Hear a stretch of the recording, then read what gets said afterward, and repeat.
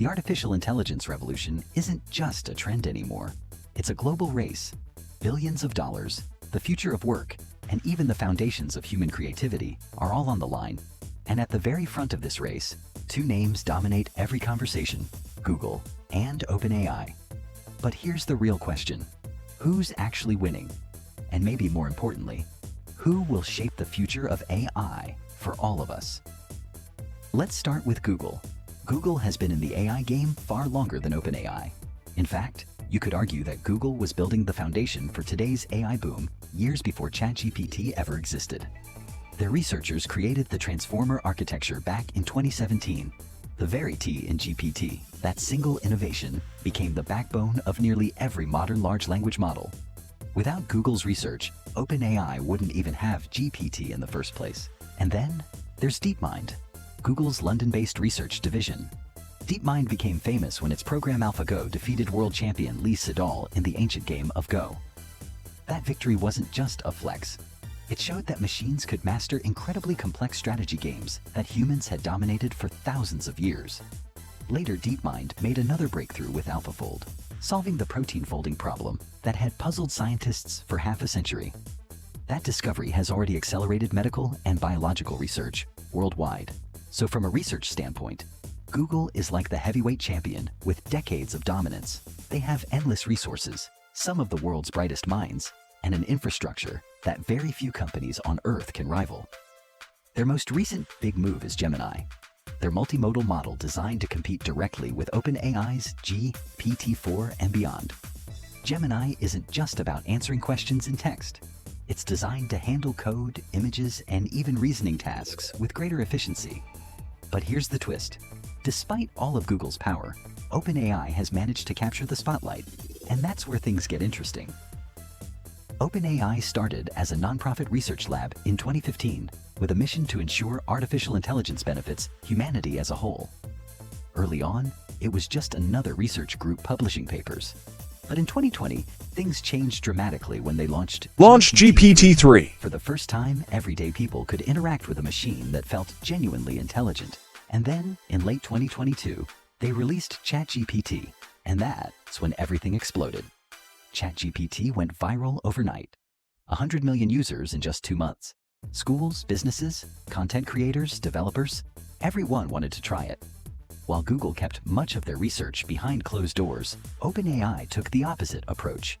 They put AI directly into the hands of the public. And that move turned out to be a masterstroke. Because now, ChatGPT isn't just a tool. It's a cultural icon. Even people who have never touched machine learning know the name. It's been integrated into classrooms, offices, and daily routines. And with each new update, from GPT-4 to custom instructions to multimodal abilities, OpenAI has kept users hooked. But OpenAI's real secret weapon? Microsoft. Microsoft's multi-billion-dollar investment didn't just give OpenAI financial security.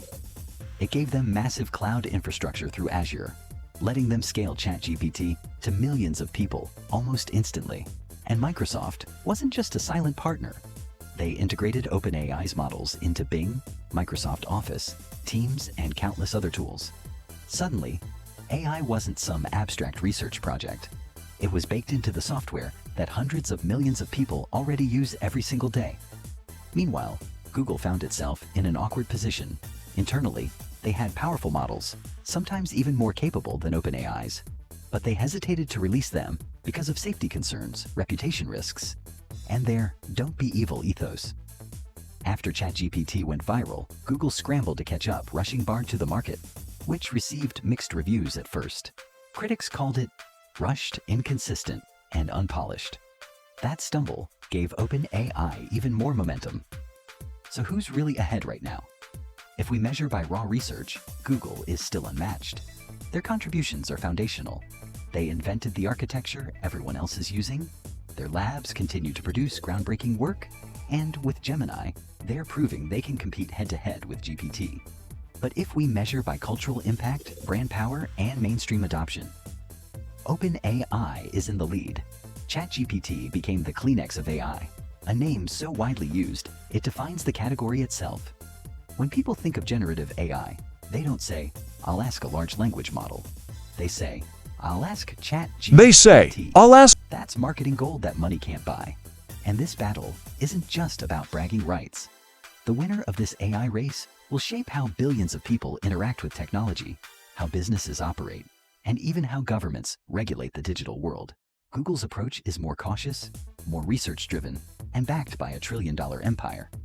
OpenAI's approach is faster, scrappier, and driven by real-world feedback from millions of users.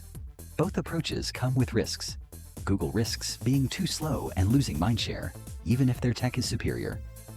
OpenAI risks moving too fast, pushing untested systems into the world before society is ready. And of course, other competitors are entering the ring. Anthropic, Meta, Mistral, xAI, and countless startups worldwide. This race isn't just two players anymore. It's a global sprint. So who's winning? Today, the scoreboard looks split. Google has the deeper bench and the longer history. OpenAI has the spotlight and the cultural momentum. But the real winner may not be clear for years, because this isn't a 100-meter dash. This is a marathon with billions of lives and dollars on the line. The truth is, we're all players in this race now. Whether you're using ChatGPT to brainstorm ideas, or depending on Google to search the web, or even unknowingly benefiting from AI breakthroughs in medicine and science, this race impacts you. So maybe the better question isn't who's winning, but who do you want to win?